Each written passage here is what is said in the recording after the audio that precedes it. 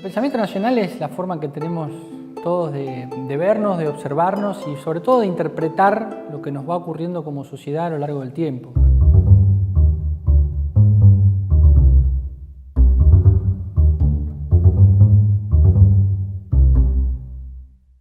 El pensamiento nacional tiene que ver fundamentalmente, creo yo, con un arraigo en lo popular, con un arraigo en la tierra, con un arraigo en las tradiciones y en las costumbres de un pueblo que se ha ido conformando a través de procesos históricos bastante complejos y que tienen que ver con los pueblos originarios, con la colonización, con la revolución y la independencia, después con la inmigración y cómo se van redefiniendo permanentemente las identidades de lo que hoy es la Argentina y esta sociedad tan compleja que conforma la Argentina, pero que también se va construyendo ese pensamiento nacional a partir de pensamientos locales, provinciales, de realidades provinciales y locales que son muy diversas muchas veces a eso que se entiende como pensamiento nacional. Me parece que el desafío, en todo caso, a la hora de pensar en cómo construir o en cómo redefinir el pensamiento nacional, tiene que ver con eso, con una mirada que pueda incluir a todas las miradas regionales.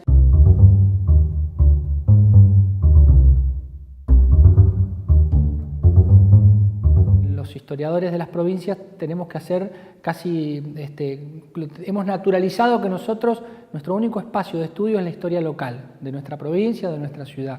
Y entonces en Misiones hacemos historia de Misiones, en Mendoza hacen historia de Mendoza y en Buenos Aires hacen historia nacional. Y en realidad nosotros también tenemos que hacer historia nacional desde nuestras provincias, porque eso nos permite darle a los grandes procesos históricos que han conformado la nación argentina una mirada más particular y una mirada que parte desde otro punto y que permite justamente vislumbrar esos grandes procesos desde otra perspectiva, y en la sumatoria de esas perspectivas vamos a poder tener una historia nacional que nos incluya a todos.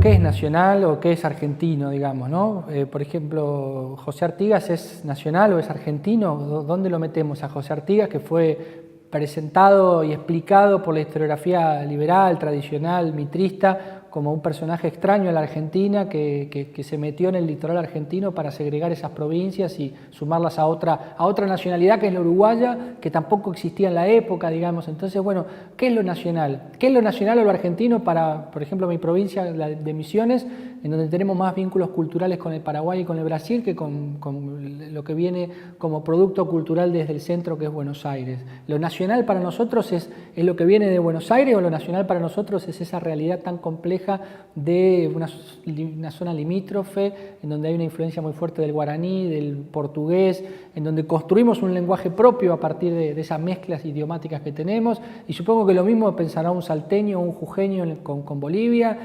Nos tenemos necesariamente que sumar todas esas miradas locales y provinciales, pero no como una mirada exclusivamente local, sino como la mirada nacional desde ese territorio, para poder tener un pensamiento nacional que realmente refleje la diversidad que somos. Hoy hablar de pensamiento nacional sin hablar de la patria grande o del proceso de integración es casi un absurdo.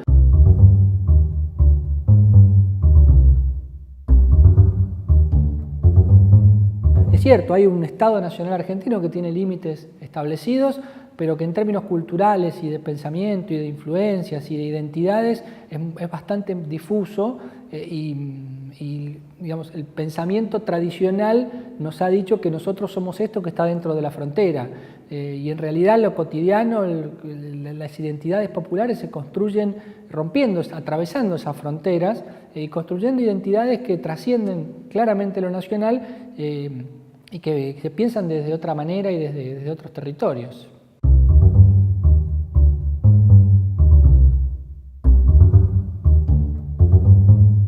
Yo creo que estos 10 años lo que ha ocurrido es que por primera vez hemos tenido en el gran espacio de la patria grande la posibilidad de que muchos países desarrollen esa identidad política que se construye desde los pueblos originarios, y que se plasma en un proyecto político muy concreto con el proceso revolucionario e independentista, en donde los sectores populares son los grandes protagonistas de la lucha revolucionaria, por más que después las élites locales se hayan apropiado de ese proceso revolucionario y hayan dirigido la revolución hacia los objetivos que tenían de clase, que eran objetivos liberales y fundamentalmente conseguir la libertad de comercio con Gran Bretaña. Ese programa político que se plasma con la revolución es un programa político que quedó trunco, que no se pudo realizar en aquel momento, pero que quedó permanentemente como una utopía a la que los pueblos americanos en distintas instancias históricas han intentado avanzar.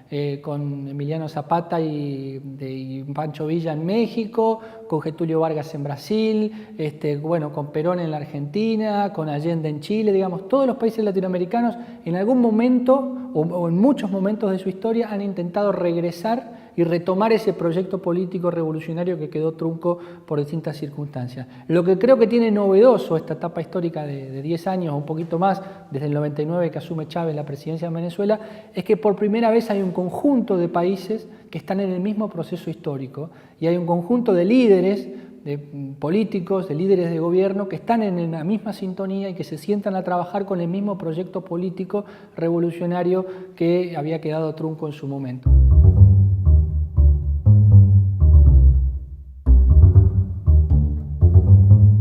Los historiadores de Buenos Aires, que son los que han escrito sobre historia nacional, nos han impuesto a las provincias y a las historiografías provinciales una forma de ver la historia argentina y una serie de hechos y de sucesos históricos que marcaron la historia argentina, que por ahí no son los mismos sucesos históricos que marcaron nuestra evolución en términos históricos como provincias y como regiones.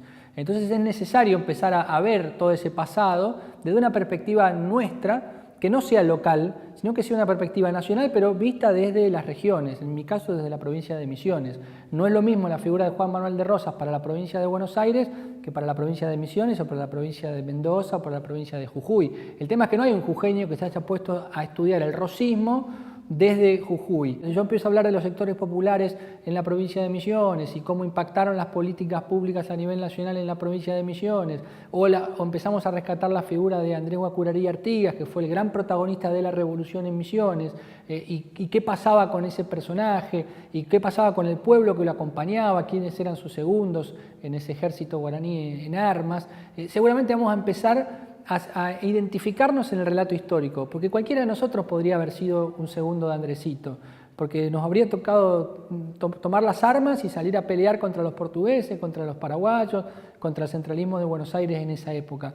Y a partir de ahí poder reinterpretar el proceso revolucionario desde la figura de Andresito y desde nuestra realidad. La guerra de la independencia para Misiones no es la batalla de Huaqui, ni Suipacha, ni Tucumán, ni el cruce de los Andes. La guerra de la independencia es contra Portugal, porque el enemigo que tenemos es el lusitano, que invade los pueblos misioneros, que los destruye, que los quema, que se lleva a los guaraníes como esclavos. Esa es nuestra guerra de la independencia.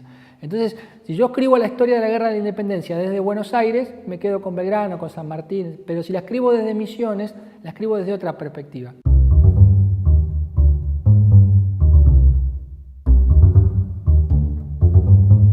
Yo soy, como diría San Martín, del Partido Americano. Creo que esa es mi tradición política primaria y creo que allí, en esa idea del Partido Americano, se engloban todos los grandes procesos nacionales y populares a lo largo de la historia. El radicalismo, el peronismo, ahora en esta década kirchnerista. Es justamente ese programa político revolucionario que se despliega con la revolución. Una revolución que no empieza el 25 de mayo de 1810 en Buenos Aires, sino que es una revolución que empieza mucho tiempo antes y que empieza desde la base social. Son los sectores populares los que empiezan la revolución, con las revueltas andinas, con Tupac Amaru como el símbolo de esas revueltas, con las guerras guaraníticas que son de 1750, cuando los guaraníes se rebelan contra el rey de España y le dicen: nosotros en estas tierras nos gobernamos a nosotros mismos, somos soberanos y somos autónomos. Le están diciendo lo mismo que va a decir la élite dirigente de 1810 el rey de España, pero los guaraníes lo están diciendo 60 años antes. Allí empieza la revolución en estas regiones. Después se suman los esclavos con la revolución en Haití. O sea, la revolución empieza desde abajo. La revolución es fundamentalmente una lucha por ampliar la base social de la revolución. Y a este fenómeno hay algunos actores políticos que lo entienden. José Artigas, San Martín, Belgrano, Moreno, Castelli, personajes que entienden que no alcanza con solamente convertirse en herederos del poder colonial como élite dirigente, cambiar un poco la realidad cotidiana, pero dejar la estructura de opresión hacia los sectores populares intacta, sino que es necesario avanzar en la incorporación de estos sectores. Bueno, todo ese programa político que va a quedar trunco es lo que explica el inicio de la guerra civil en las provincias del Río de la Plata poco tiempo después de la Revolución, porque frente a la no transformación de la realidad social, estos sectores populares dicen, bueno, ahora el enemigo es esta élite dirigente que ha heredado el poder y que no quiere avanzar en las transformaciones que nosotros estamos reclamando desde mucho antes de 1810. Y ese programa político es el que retorna permanentemente en la historia argentina.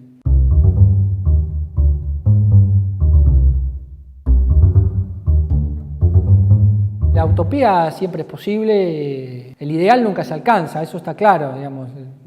Perón lo decía claramente, digamos, la política es tratar de acercar la realidad lo máximo posible al ideal, y de eso se trata. Estamos muy lejos del ideal todavía en la realidad social, económica, cultural, política de nuestros pueblos.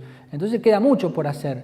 Pensar que el siguiente paso es alcanzar el ideal también es un error político a la hora de proyectar el futuro. Nos faltan muchos pasos para llegar al ideal, y creo que esos pasos sí son posibles.